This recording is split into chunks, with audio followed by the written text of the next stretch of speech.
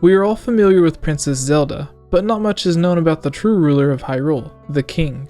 The kings of Hyrule are mentioned several times, but only a few of them actually make appearances. The only time that we really get to know any information is in the Wind Waker, but I believe there is much more to uncover if we take a deeper look at the timeline and certain characters. Hey guys, if you're a fan of Zelda and you like discussing theories, games, and more, check out Hyrule Amino, aka Zelda Amino.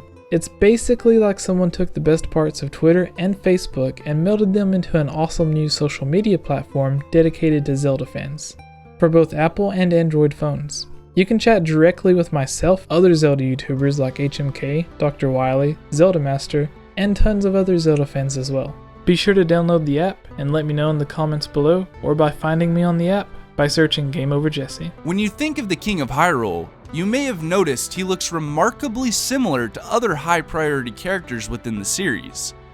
Just as Zelda, Link, and Demise are reincarnated through the Zelda series, could it be that the king is as well, but not due to a curse, instead by the power of the gods? After all, just take a look at King Daphnis Nohans in Hyrule, Rauru, and Gepora and tell me they don't look the same. They all dress in red, they all have strong white facial hair with bushy eyebrows, they all have the same body types, they all have secret knowledge of things no one else knows or believes to be a myth. Let's break down the possible timeline of the King of Hyrule and see what secrets we can uncover. Our theory begins in Skyward Sword with not yet Princess Zelda's father, Headmaster Gayapora. Gayapora, though not a king, is the obvious person in charge of Skyloft. He knows of the Goddess Sword, the land below, the Ballad of the Goddess, and much more that is looked at as myth or pure legend by other citizens in Skyloft. Could this be information given to him directly by the gods? After all, it is his daughter who is reincarnated as Hylia, the main goddess of Hyrule. At the end of the game, the Skyloftians are seen flying to the land below, which we now know as Hyrule. Since we all know Zelda is destined to be the princess of Hyrule, and Gayapora is already looked up to as the leader of Skyloft, it would make sense that the Skyloftians would also look to him for leadership on the land below as well, where he would become the first king of Hyrule. We also see Link and Zelda using the Triforce. Maybe this isn't the only time the Skyloftians use the Triforce. Fearing evil would once again come to Hyrule, and being so knowledgeable of the land below and the goddesses, it would make sense that the king would wish for eternal life from the Triforce. Not for selfish reasons though, like Ganondorf or other villains would, but in order to always be around to directly help and protect Hyrule, or to be there to guide the true hero on his path. The next time a king is mentioned in the timeline is King Daltis and King Gustulf in the Minish Cap.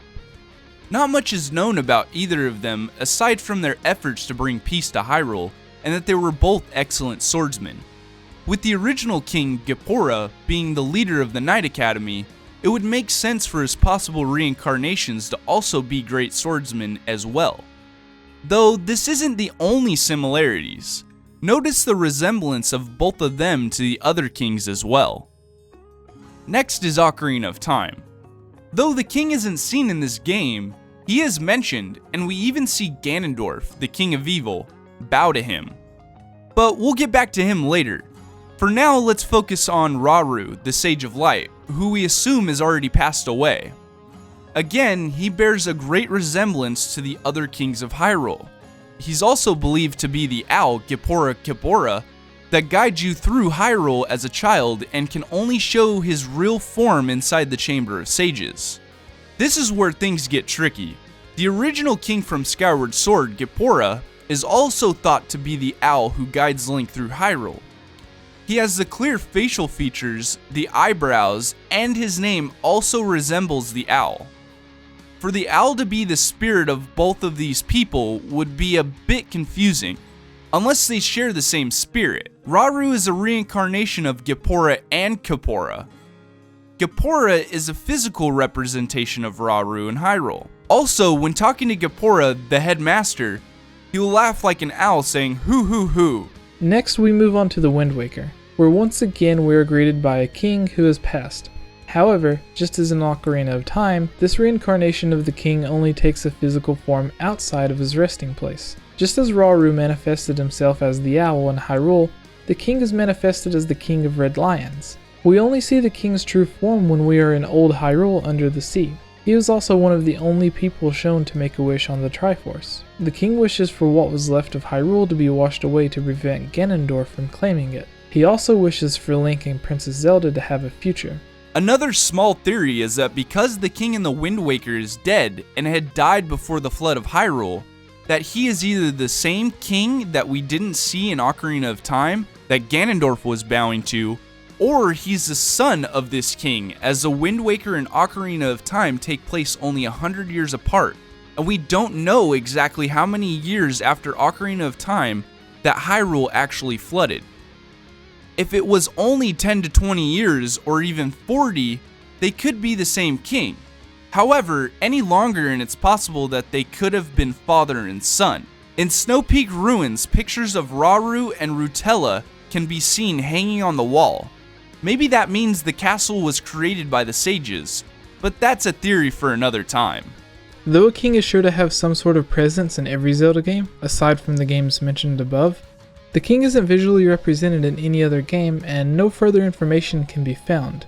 I would love to dig deeper for more information on this subject, but I'm afraid this is where we come to an end.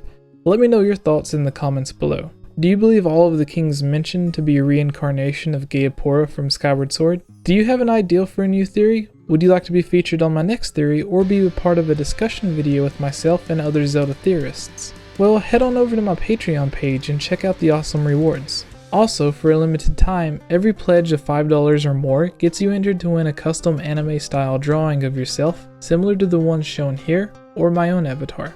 I would like to thank Angliki, Rocket Cat, Jonathan, and Gus Calvo for their support on Patreon, and Zelda Mino for allowing this video to be possible.